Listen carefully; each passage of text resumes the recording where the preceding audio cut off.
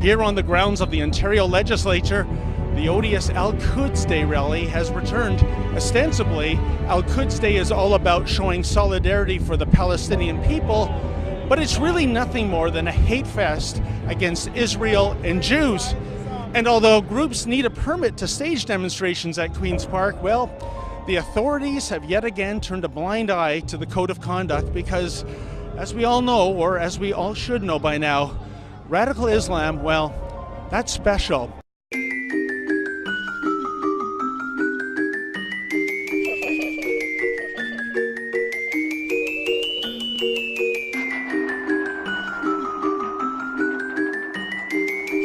I'm just trying to ask these people to articulate their opinions, and there's precious little of this.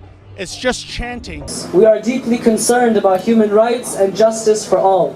Number 2, we support Palestinians in their peaceful quest for freedom, democracy, and an end to the decades-long occupation of Palestine. Number 3, we oppose all forms of bigotry and racism, including Islamophobia and anti-Semitism and anti-Palestinian hate speech. The headline of Haaretz is talking about the Knesset is turning Israel into apartheid. This is not Al-Quds Al-Arabi, this is not Al-Akhbar, this is not Press News or Faris News, this is coming from Haaretz. Another columnist in Haaretz, Gid'on Levy, talks about massacre in Gaza and genocide in Gaza. I say to those Canadian politicians, get some education. Do yourself a favor, read and get educated about what's happening in Palestine and what's being written about Palestine and what's being said about Palestine. Friends in humanity, my brothers in other faiths, at these Al-Quds rallies, I have spoken to my Christian brothers and sisters. I have spoken to my Jewish brothers and sisters. I have spoken to my Muslim brothers and sisters. I have spoken to even atheist brothers and sisters, because there's one common denominator in all of us. We have the love of humanity and justice in our hearts, and that's what has kept us coming here to these functions every year. The only thing we will not tolerate is not a religious or a faith community. We will not tolerate any injustice or any unjust development or unjust entity, wherever they are, in any state, form, or whatsoever. More than any other nation on the face of this earth, the Zionist entity of Israel has been condemned by the United Nations, by human rights organizations, by any believer of justice and love of humanity. Why? You're saying that it's anti-Semitism, it's anti-Judaism.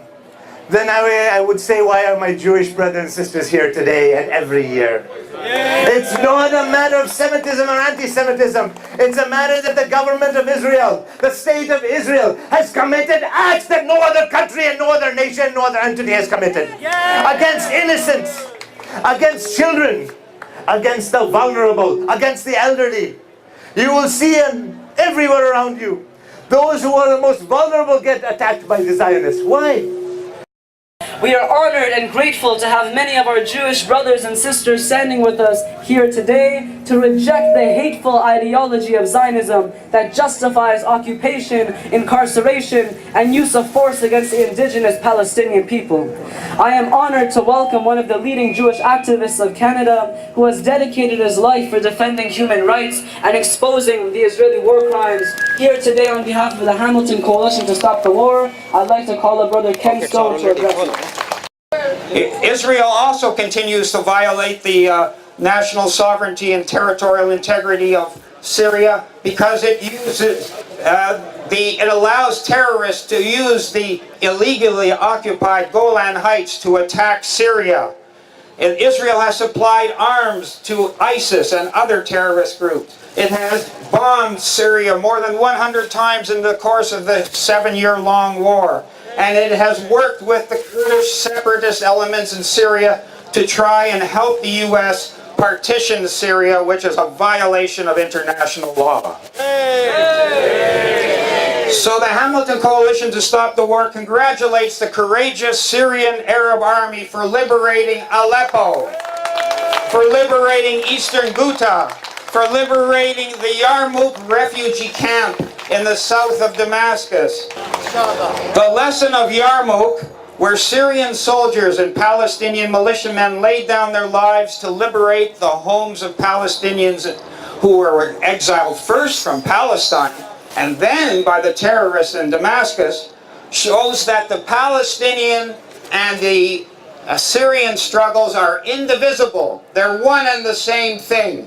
If you are for Palestine, you must be for Syria. If you are for Syria, you must be for Palestine. What was her name, sir? Eva Bartlett? Okay, Eva Bartlett, world-renowned journalist. I've never heard of her, but anyways. Hello, Eva Bartlett. This gentleman wants me to interview you. I'm not interested. Suddenly the activist and journalist cat got her tongue. There is no need for poverty in Gaza. Palestinians are entirely capable of working and earning a living. But the Israelis, those people over there, they support the murder of Palestinians. The Israelis ban imports, they ban exports. When Palestinian fishers try to go into their water, and they're allowed to go 20 nautical miles, when they try to go into their water, they're gunned down when they're just 2 miles off the coast. And I've been with these fishers. I know what happens. They go out in their trawlers, they're only 2 or 3 miles off the coast, and the massive Israeli gunboats come at them, guns blaring. They gun on Palestinian fishers all the time. Fishers are killed, fishers are kidnapped, their boats are stolen, their boats are burned. This is one aspect of their economy totally destroyed. Then you go to the border region. Now, the protests that we've been seeing of recent are very important, but they're not new, nor is the massacre. The Israelis have been massacring unarmed Palestinian protesters for years throughout occupied Palestine. But if we look just at Gaza, in 2008, 2009, 2010, I participated in countless protests with young women, young men, with youths, with older women, participating, walking on their land, chanting, Free Palestine, completely unarmed. And it was always the Israelis that began shooting on unarmed protesters before any rock was thrown at the extremely highly armed military with their precision snipers. And now I'd like to address the media lexicon. I'm sure you're aware the way the media portrays what's happening in Gaza. They use clashes. These are not clashes. You cannot clash against a highly armed Israeli sniper with a stone, with a burning tire. These are not clashes. This is massacre. And our media is lying to us, just as our media is lying to us on Syria.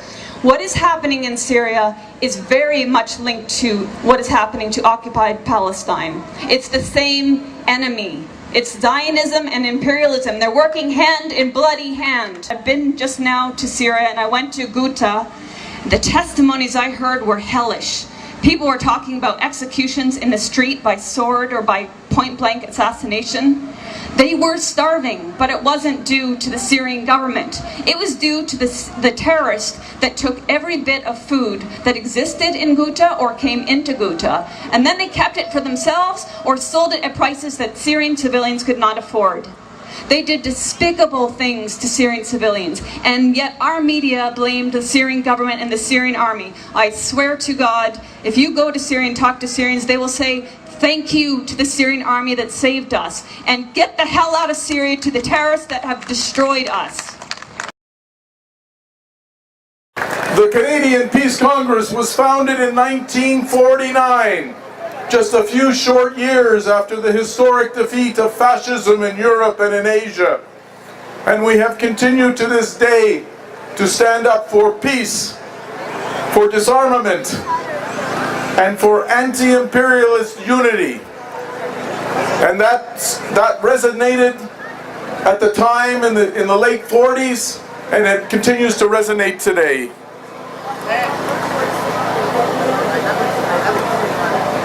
I want to begin by expressing what's already been expressed by others, our profound condolences to the families of all of those victims, more than 125 killed and thousands injured at the hands of a callous and vicious attack from the IDF forces and the Israeli state in Gaza. Most of us, if not all of us here, consider ourselves to be internationalists, to value the virtue and the importance of internationalism, especially in the world today. But what is genuine internationalism today? Genuine internationalism, short and sweet,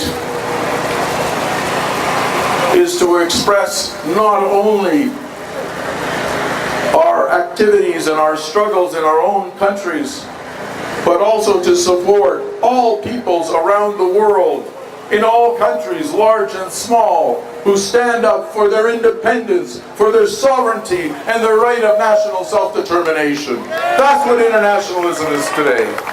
It means anti-imperialism, whether it's in the besieged state of Venezuela, which is under the gun of US imperialism as well, or in Yemen, or in Western Sahara, or in Syria, or in the Democratic People's Republic of Korea, and certainly and not least, the just struggle of the Palestinian people. Together, united, we can win, we will win. From the river to the sea, Palestine will be free. It's hard to believe this is Toronto and not Tehran. Yeah, it's, I mean, everybody has a right to protest, of course, but this goes beyond protesting. This is just pure, unadulterated hatred. Justice we demand, no peace on stolen land. Justice we demand, no peace on stolen land.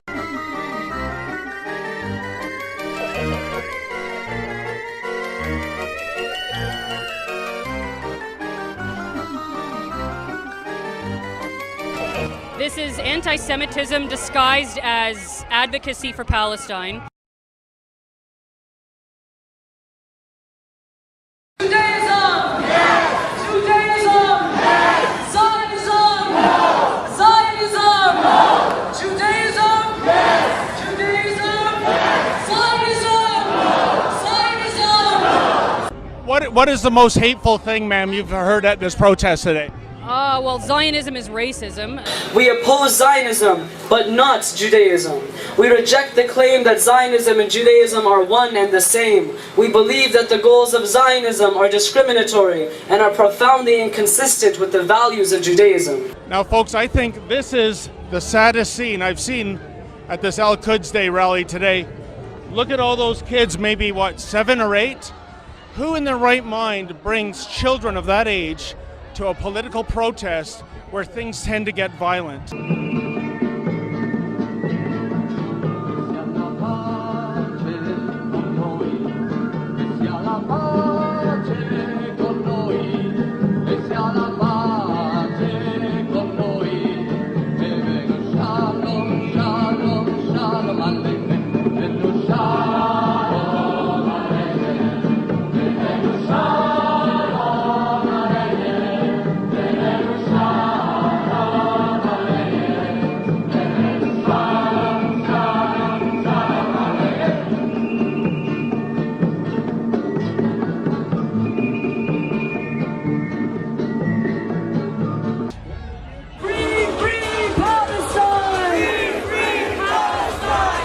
A sight like this happening over here, it just makes you sick to your stomach in a freedom-loving country like Canada. In Canada, yet another video has surfaced and gone viral. Another video that is appearing to show blatant police brutality, this time in Ottawa. He just hit him! He just hit him! According to Ottawa police, they initially responded to a man attempting to hit a security staff member with a metal pole. Police claim that when they arrived at the scene, another man attempted to punch a police constable. However, the video, captured by a bystander's cell phone, appears to show a police officer punching the man repeatedly in the head, while other officers pin him down to the ground. Police brutality and videos depicting it have made headlines in Canada several times in the past couple of years.